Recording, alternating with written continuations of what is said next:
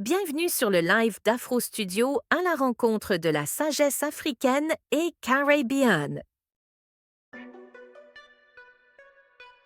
Dans les hauteurs de la Dominique, certains chefs ne meurent pas dans une explosion. Ils disparaissent dans les archives. Son nom apparaît sous plusieurs formes, Farcelle, Farcelle ou Farcelle. Sa date de naissance exacte reste inconnue, effacée par le silence colonial. Sa date de décès aussi demeure incertaine, mais son empreinte, elle, traverse les brumes de morne diablotin. Farcelle est l'un de ces chefs marrons que l'histoire officielle a presque laissé tomber dans l'ombre. Moins célèbre que Bala, moins connu que Jacko, il appartient pourtant au cœur vivant des Neg-Maouane de Dominique. Là-haut, dans les forêts épaisses, les ravines et les hauteurs imprenables, il dirige un camp stratégique. Il ne se contente pas de fuir l'esclavage, il organise la liberté. Sa force, c'est la montagne. Farcelle comprend le relief comme un langage secret. Il place ses guetteurs, protège les familles marronnes, contrôle les passages, surveille les vallées, relie les camps cachés. Là où les Britanniques voient une forêt hostile, lui voient une forteresse. Après la mort de Bala en 1786, la résistance marronne doit survivre autrement. Les autorités coloniales traquent les chefs, brisent les réseaux, cherchent à isoler les camps. Mais Farcelle continue. Il devient une présence dangereuse, un homme trop influent pour être ignoré, trop symbolique pour être simplement oublié. À la fin de 1799, les Britanniques décident de le bannir. En 1800, il est déporté hors de la Dominique, probablement vers Demerara. Et là, son destin se referme dans le silence. Aucune grande scène finale, aucun tombeau certain. Seulement une disparition, mais c'est peut-être cela, la puissance de Farcelle. Même arraché à sa montagne, son nom reste attaché aux hauteurs. Il demeure le chef invisible de Morne Diablotins, celui que l'Empire n'a pas réussi à capturer dans la mémoire.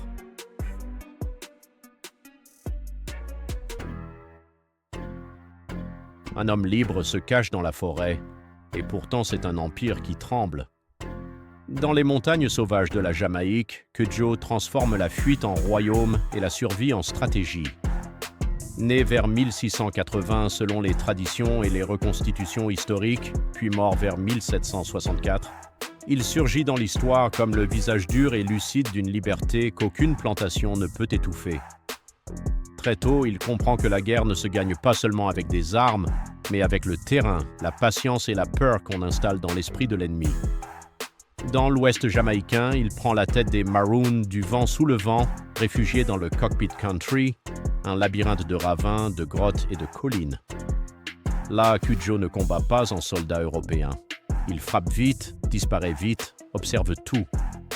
Il connaît les sentiers, organise les embuscades, protège les siens et fait de la nature une forteresse vivante.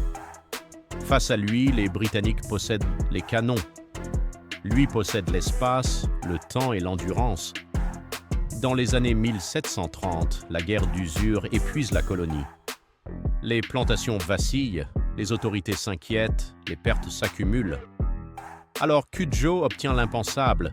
En 1739, les Britanniques signent un traité avec lui. Ce texte reconnaît la liberté et l'autonomie de sa communauté. Ce n'est pas une victoire parfaite, mais c'est une brèche historique immense. Un homme noir traqué oblige un pouvoir colonial à négocier. Et c'est là que se tient sa grandeur. Cudjoe ne laisse pas seulement un souvenir de combat. Il laisse une preuve. La liberté n'est pas donnée aux faibles, elle est arrachée par ceux qui refusent que de plier.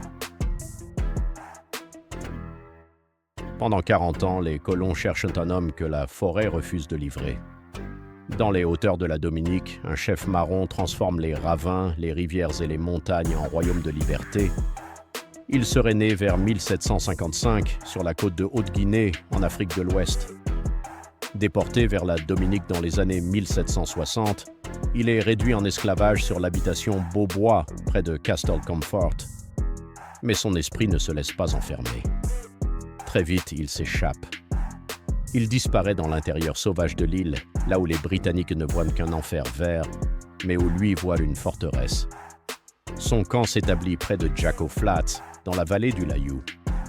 Là, il accueille des fugitifs, protège les familles marronnes, organise les vivres, les sentiers, les guetteurs, les embuscades. Sa stratégie est celle d'un homme qui connaît le relief mieux que ses ennemis connaissent son point et leur carte. Il frappe, se dérobe, revient, puis disparaît encore. Pour les autorités coloniales, il devient une obsession. Pour les esclaves en fuite, il devient une preuve vivante. L'homme noir peut créer son propre territoire, sa propre loi, sa propre souveraineté. Les années passent, les expéditions britanniques montent dans les bois, les soldats avancent, mais la montagne les avale. Pourtant, le 12 juillet 1814, lors d'une attaque à Jacko Flats, le chef tombe. Sa mort ne détruit pas sa mémoire. Elle l'enracine. Aujourd'hui encore, son nom reste attaché aux sentiers, aux marches de pierre, aux lieux de résistance de la Dominique. Il n'était pas seulement un fugitif, il était le gouverneur des bois, le chef invisible des marrons. Cet homme légendaire de la Dominique, son nom c'est Jacko.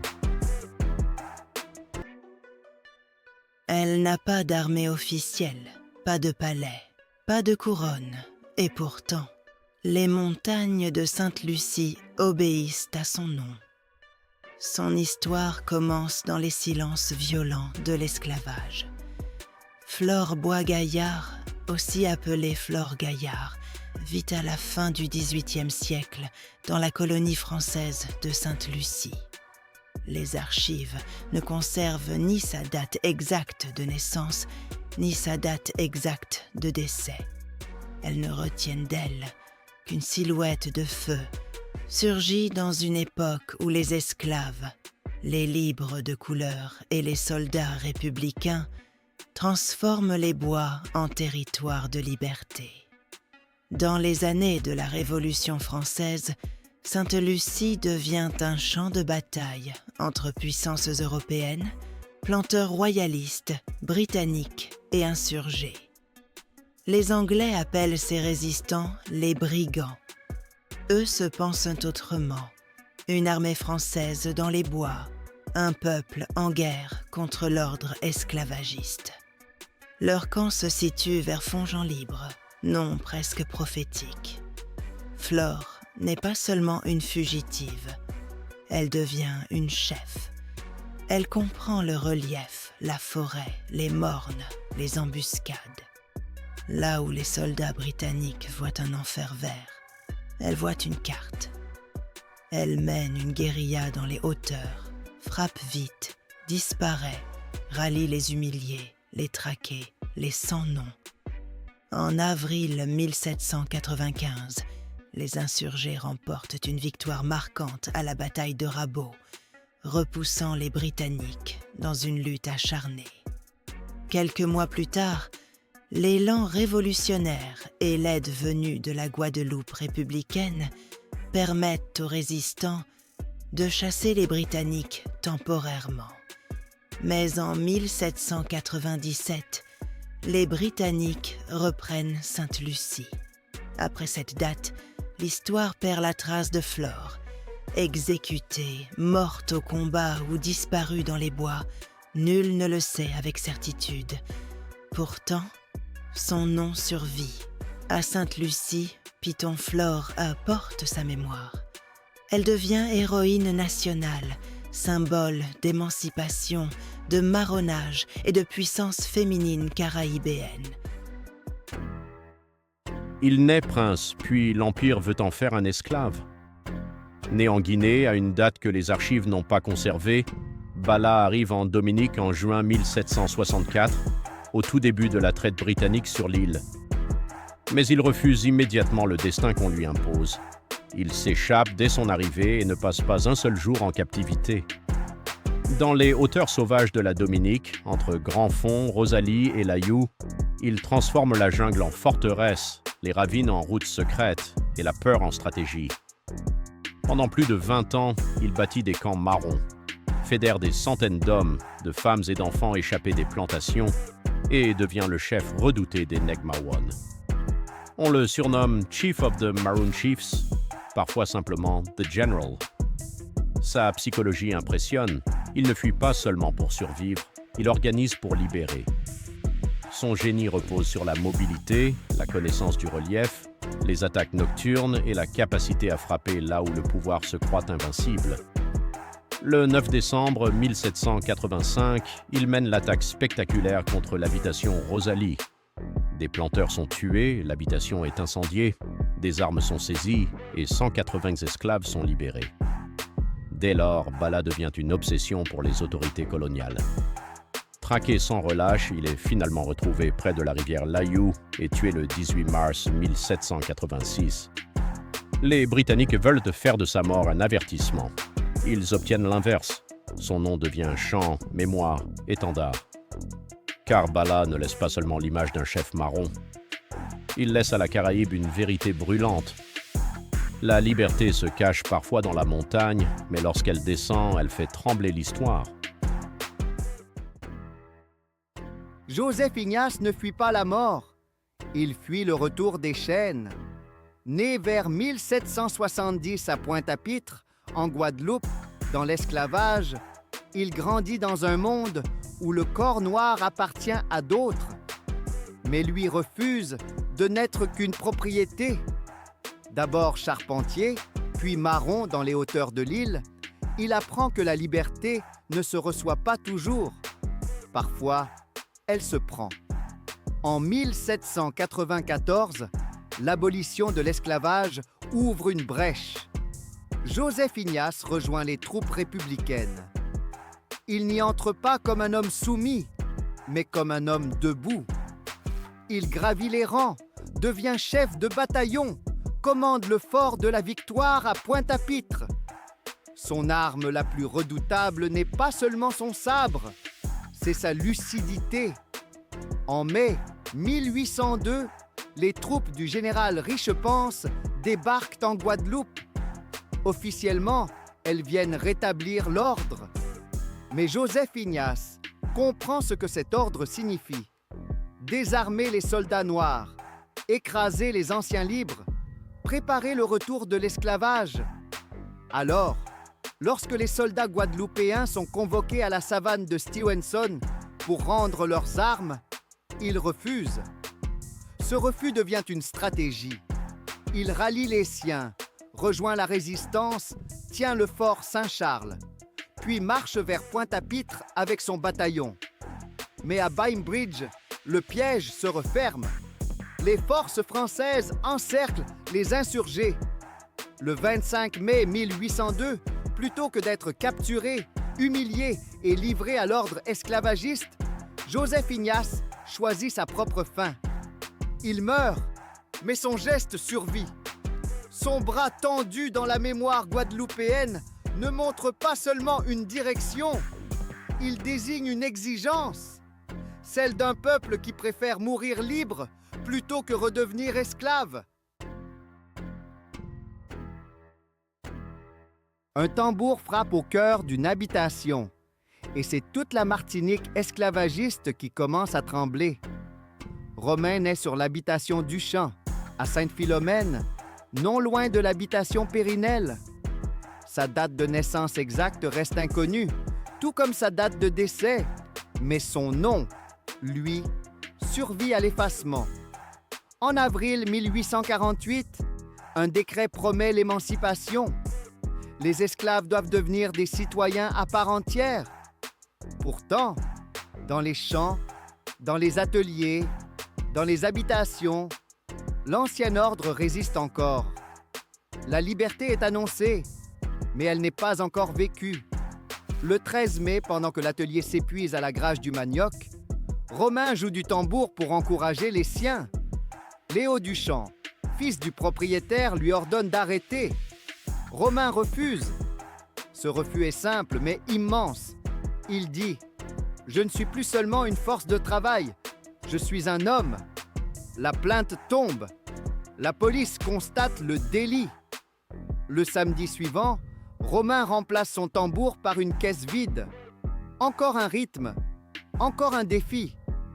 Le 22 mai, à 7 heures du matin, les gendarmes arrivent et l'arrêtent.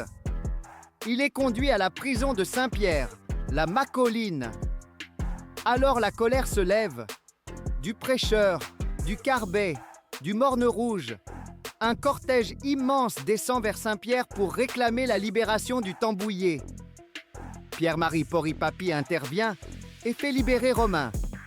Mais sur le chemin du retour, la milice de Huc attaque. 25 morts, des blessés. La nuit s'embrase. Les insurgés affrontent les forces retranchées. Saint-Pierre brûle. Le peuple exige l'abolition immédiate. Le 23 mai 1848, le gouverneur Rostoland signe enfin l'arrêté. L'esclavage est aboli en Martinique. Et au départ de cette secousse historique, il y a un homme, un tambour, un refus. Romain, l'esclave insurgé. Un homme armé d'une simple Bible et d'une foi inébranlable peut-il faire trembler le plus grand empire colonial de la Terre? Sur les terres brûlantes de la plantation Success, un charpentier s'apprête à défier ses chaînes sans verser une goutte de sang. Né en 1778 sur le continent africain, avant d'être arraché à sa terre natale, cet homme grandit sous le joug de la servitude en Guyane britannique. Esclave de confiance, diacre respecté, il cache sous son calme apparent l'esprit ardent de la résistance. Quand les rumeurs d'émancipation étouffées par les colons embrasent la côte de Demerara, la colère gronde. Mais là où d'autres réclament le fer et la mort, lui imposent la grève et le refus absolu de la violence. Le 18 août 1823, plus de 10 000 âmes se lèvent à son signal. Les fusils sont saisis, les maîtres enfermés, mais aucun sanglant ne coule. C'est une révolution de la dignité. Pourtant, la réponse de l'Empire est implacable.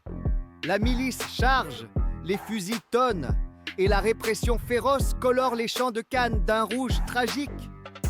Traqué comme une bête sauvage à travers les marécages et la jungle dense, le vieux leader refuse de courir ou de plier le genou devant ses bourreaux. Le 16 septembre 1823, une balle met fin à sa marche héroïque. Son corps est suspendu à des chaînes en guise d'avertissement, mais son âme, elle, demeure à jamais insoumise. Aujourd'hui gravé dans le bronze, ce martyr de la liberté est devenu le symbole éternel d'une nation entière. Son nom fait résonner la justice, Kwamina Gladstone. Saviez-vous qu'un homme né en esclavage a réussi l'impossible, humilié l'armée de Napoléon et créé la première république noire libre au monde? Cet homme, c'est Jean-Jacques Dessalines. Ne bougez pas, voici l'histoire du libérateur d'Haïti. Tout commence en 1758, sur la plantation Cormier. Né sous le nom de Duclos, il subit la cruauté du système colonial. Marqué par les cicatrices du fouet, son âme ne sera jamais brisée. En 1791, le cri de la liberté retentit. Dessalines rejoint l'insurrection et devient le bras droit de Toussaint Louverture. Guerrier impitoyable, sa devise est simple, la liberté ou la mort. Quand Napoléon trahit Toussaint, Dessalines reprend le flambeau. Il n'est plus question de diplomatie. Le 18 novembre 1803, sous un déluge de feu, il mène ses troupes à la bataille de Vertières. Face à lui, les vétérans de l'armée française. Résultat, une défaite historique pour la France. Le 1er janvier 1804, il déchire le drapeau tricolore et proclame l'indépendance d'Haïti. Devenu l'empereur Jacques Ier, il ne se contente pas de régner. Il nationalise les terres pour les rendre aux anciens esclaves et inscrit dans la Constitution que tout citoyen haïtien sera désormais appelé noir, un symbole d'unité radicale, mais sa vision dérange les élites. Le 17 octobre 1806, il tombe dans une embuscade au Pont Rouge. Assassiné par les siens, Dessalines meurt, mais son nom devient immortel. Il reste à jamais le père de la patrie, celui qui a prouvé au monde que la dignité ne se négocie pas. Haïti est né dans le sang et la gloire, respectez le nom de Dessalines. Et si l'indépendance d'une partie du monde avait commencé sur une île que beaucoup ignoraient, Le 2 avril 1770, à Port-au-Prince, naît Alexandre Sabès Pétion. Métis, fils d'un colon français et d'une femme libre de couleur, il grandit dans une société où la liberté dépend de la couleur de peau. Formé en France, il découvre les idéaux de liberté et d'égalité. Mais à son retour à Saint-Domingue, il comprend vite une chose. Ces principes ne s'appliquent pas à tous. Au départ, il réclame simplement l'égalité des droits. Mais en 1791, tout bascule. Une insurrection éclate. Les esclaves se soulèvent, menés par Toussaint Louverture. Pétion rejoint la lutte. Il combat pour l'abolition de l'esclavage, mais les divisions internes l'obligent à s'exiler. En 1802, il revient avec les troupes de Napoléon Bonaparte. Très vite, il comprend. L'esclavage va être rétabli. Il change alors de camp et rejoint Jean-Jacques Dessalines. En 1804, Haïti devient la première république noire, libre du monde. En 1807, Pétion dirige le Sud et prend une décision radicale: redistribuer les terres aux anciens esclaves. Mais son influence dépasse les frontières d'Haïti. Il accueille et soutient Simon Bolivar avec une exigence claire: abolir l'esclavage dans les territoires libérés. Alexandre Pétion meurt le 29 mars 1818 à Port-au-Prince. Mais son héritage reste immense. Il n'a pas seulement aidé à libérer un pays, il a inspiré la liberté de tout un continent. Imaginez, une simple aiguille, un bout de tissu et une femme qui change à jamais le destin d'un peuple entier. Savez-vous qui est vraiment Catherine Flon? Catherine Flon naît le 2 décembre 1772 à Arcahaie, dans la colonie française de Saint-Domingue, aujourd'hui Haïti. Issue d'une famille liée au commerce du textile, elle grandit entourée de tissus et développe très tôt une passion pour la couture. Elle ouvre même un petit atelier où elle forme de nombreuses jeunes filles à cet art essentiel. Mais quand la révolution haïtienne éclate en 1791, tout bascule. Ses parents fuient vers la France pour échapper au chaos, mais Catherine, elle, choisit de rester. Elle s'engage pleinement contre l'esclavage, devenant infirmière sur les champs de bataille, soignant les blessés, soutenant les combattants dans l'ombre. Filleule, et selon certaines sources, fille naturelle, de Jean-Jacques Dessalines, le futur empereur d'Haïti, elle devient sa plus proche collaboratrice. Le moment légendaire arrive le 18 mai 1803, lors du congrès d'Arcahaie. Les chefs révolutionnaires se réunissent pour sceller l'unité. Dessalines, furieux contre la France qui veut rétablir l'esclavage, arrache violemment la bande blanche du drapeau tricolore français, symbole de la domination blanche. Il jette le blanc au sol et tend les bandes bleues et rouges à Catherine. Avec son aiguille, elle les coude ensemble, bleu pour les noirs, rouge pour les mulâtres. Naît alors le premier drapeau haïtien bicolore, criant « Liberté ou la mort ». Ce geste simple symbolise l'union indéfectible contre l'oppresseur et l'espoir d'une nation libre. Catherine Flon meurt le 27 août 1831, mais son héritage est immortel. Le 18 mai est la journée nationale du drapeau en Haïti. Son image orne les billets de 10 gourdes, des écoles portent son nom et elle reste l'une des 3 femmes les plus vénérées de l'indépendance haïtienne. Une aiguille, du courage et une vision. Catherine Flon nous prouve que les héros ne portent pas toujours des armes. Parfois, ils cousent à l'avenir d'un peuple. Respect éternel à cette reine oubliée.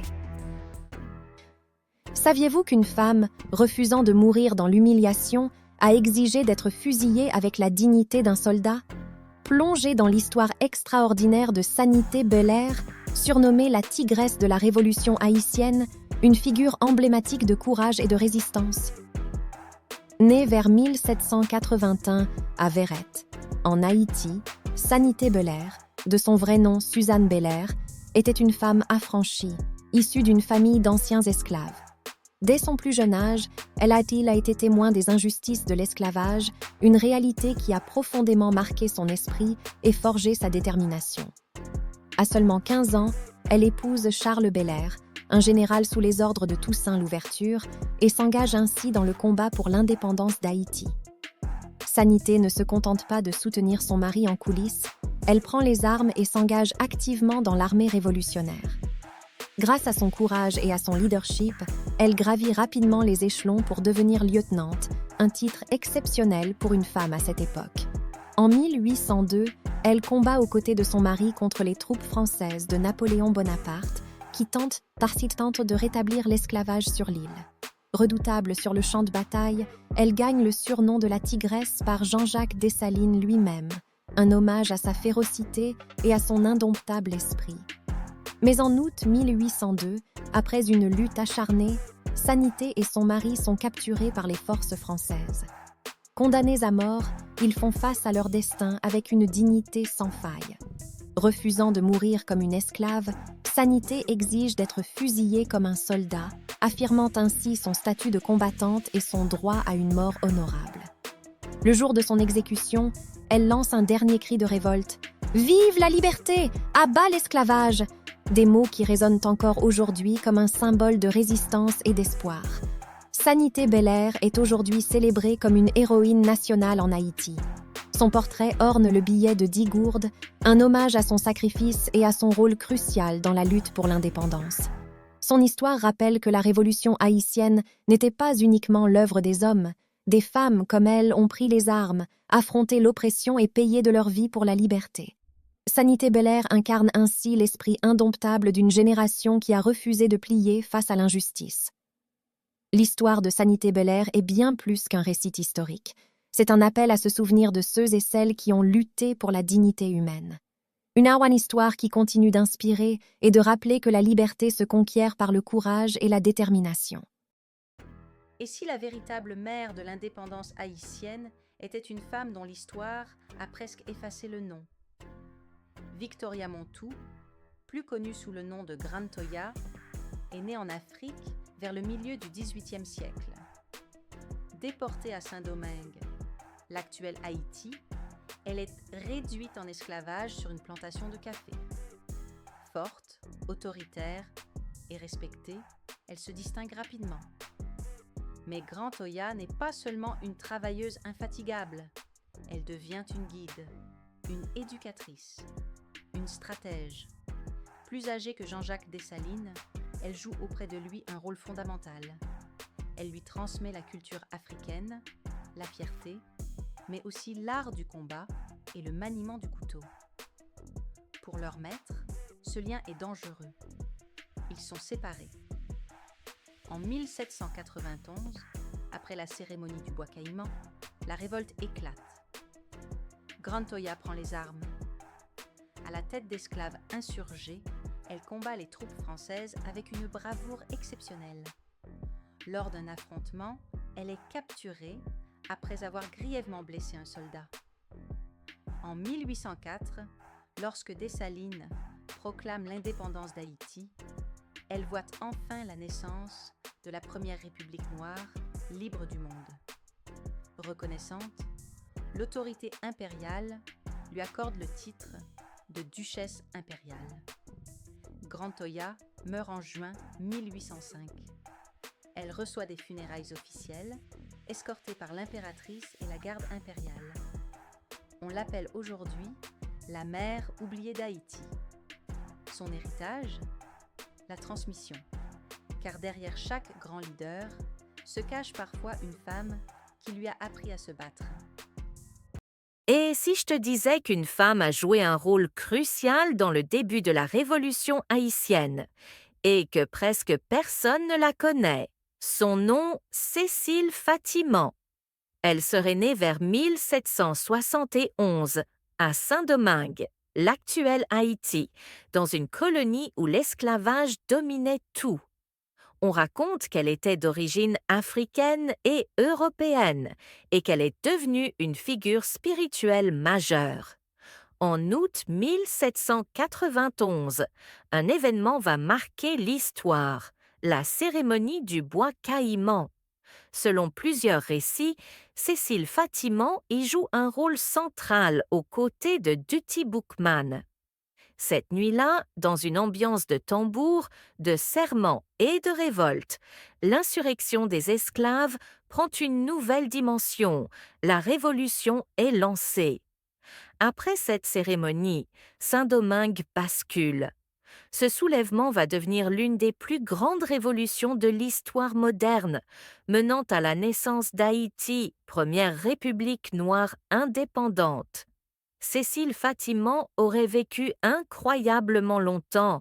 Elle serait morte en 1883, à l'âge estimé de 112 ans.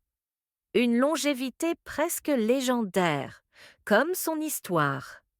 Aujourd'hui, elle reste un symbole puissant, une femme, une voix, un acte spirituel et politique, au cœur d'un des plus grands bouleversements du monde. Si tu as aimé cette vidéo, like, commente, partage et surtout, abonne-toi pour ne pas rater notre prochaine histoire.